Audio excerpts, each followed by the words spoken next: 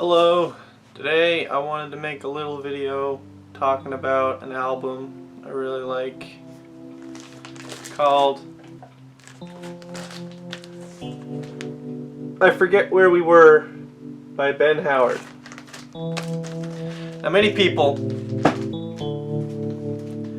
they got their top 10 list. Yeah, I got one. It's this album. Here's the thing. I have never cried more to an album in my goddamn life, alright? The shit's good. Some of the greatest music I've ever heard. I've been listening to this album for close to 5 years. And I was having this conversation with my girlfriend the other day that no matter how many times I listen to this album, it's like timeless. It doesn't sound like I've listened to it 100 times, because I have, probably more than 100 times. And I think one of the reasons why I'm bringing that up is the beauty of this concept of the top 10. I have seen maybe like 3 videos talking about this album ever. I think I've never heard anyone in real life bring it up to me. Maybe that's because of where I live.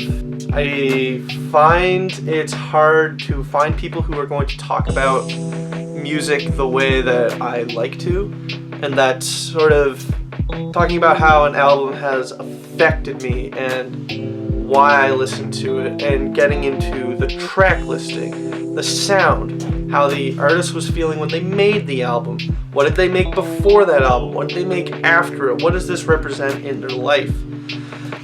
And I've always found the mystery of why Ben Howard made this album to be extremely engaging, intriguing, and a really big inspiration for why I make music and the type of music I make. Yeah, you can easily listen to it and be like, oh, this is just like some shoegazy indie rock, and it just doesn't sound that special. But I think when people say that an album is a 10, you know, if we have music reviewers or your mom or your boss or someone who says something is really, really good, and maybe you objectively just like hard no disagree, you're fucking stunned, right? I think it's a lot more interesting to listen to why that person likes that album so much. If I pick off the top of my head, on the needle drop, he said, I got a text. Ooh, sick. When I think of someone like the needle drop, and he gave something like Kids See Ghosts a 10, right? I don't want to start getting into like my reasoning as to why maybe I wouldn't give it a 10. Do you know what I mean? But I think the important thing when it comes to something like rating is you should never look at that as that is what this album is, that is what this album deserves. I think why I would give Ben Howard a 10 and why he would give something like Kids See Ghosts a 10 is for very similar reasons, right? Ultimately, it's how the album is going to make you feel. And I think a lot of people miss out and they start calling out, oh, you don't know what you're talking about, or oh, you like really bad music. Maybe they don't listen to music the same way you do. Maybe the album affected them at a different time in their life than you. Or maybe it's a genre of music that you really haven't opened your eyes up to. I've never been a huge Kanye West fan. I don't hate his music, but I'm not gonna like sit here and be like, buddy, I'm a stan, fucking genius, most important like artist of this fucking like millennia, dude. Like, I'm not like that. I appreciate his art.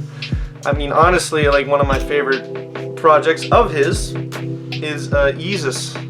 Do you know what I mean? Because of when I listened to that album, what I was going through in my life in that album. I'm not saying that him on I'm In It talking about sweet and sour sauce had an effect on me in 2013. That's not what I'm saying. I listened to that album in a time in my life where things were very new and changing, and it was something I'd never heard of before. And so it's always going to have a really important place when I think of music.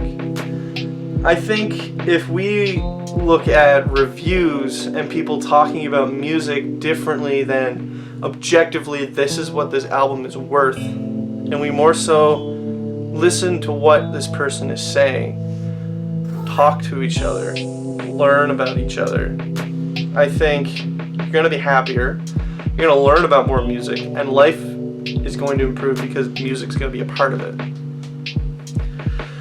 The majority of my family hates the music I make. Well, maybe not hate. They'd probably be upset if I said that. They don't enjoy it. They don't listen to it. But every single time I show them something, or I tell them that I'm making something, they say how happy they are that I'm happy and I'm making what I want to make, and that they support me 100%. And that's all I need. And that's all you need. If you're going to be making your own music, if you're going to talk about music, fuck everyone else. Do what you want to do. Listen to what you want to listen to. Be as patrician or contrarian or normie as you fucking want to. Live your life. Listen to what you want to listen to. Have one top 10. Have 400 zeros. Hate what people love. Love what people hate. Or be trendy. Just, at the end of the day, all I care about is if you're just going to leave me the fuck alone. Let me like what I like. I'll let you like what you like. Hey, if you have a good reason for liking what you like, tell me. I'll listen. I love listening. This is originally going to be like a really shoddy, weird review of I forget where we were, but I will never explain properly why I love this album the way I do. So I think this is the best one I can do. Anyways, I gotta go to work. See you later. More music soon. More other videos soon. Live your life. Love music.